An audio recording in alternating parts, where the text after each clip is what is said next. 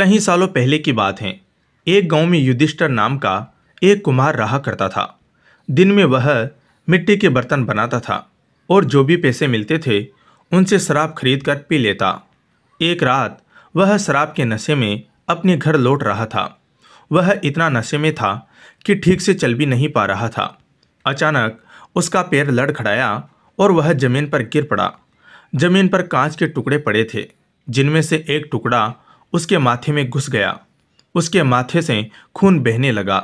इसके बाद कुमार किसी तरह उठा और अपने घर की ओर चल दिया।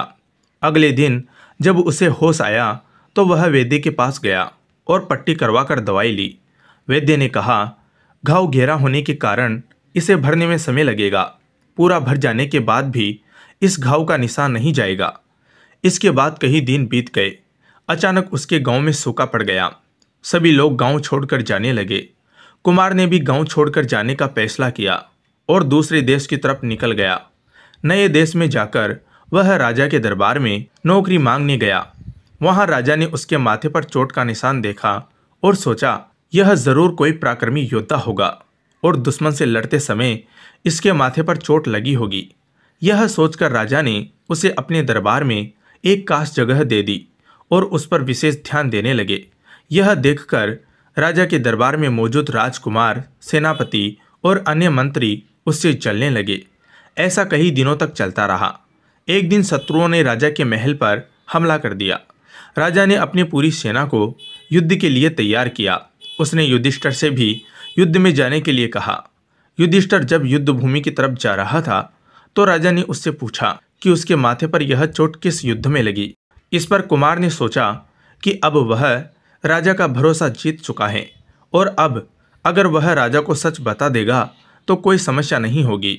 यह सोचकर उसने राजा से कहा, राजन, मैं कोई योद्धा नहीं हूँ, मैं तो एक साधारण सा कुमार हूँ।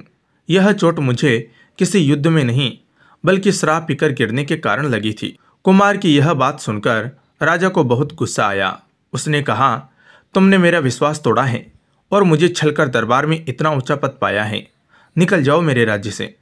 कुमार ने राजा से बहुत मिन्नतें की। उसने कहा कि अगर उसे मौका मिले तो वह युद्ध में राजा के लिए प्राण भी दे सकता है।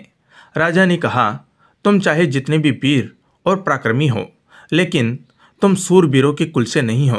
तुम्हारी हालत शेरों के बीच रहने वाले उस गिद्दड़ की तरह है जो हाथी से लड़ने की जगह है उससे दूर भागने की बात करता है।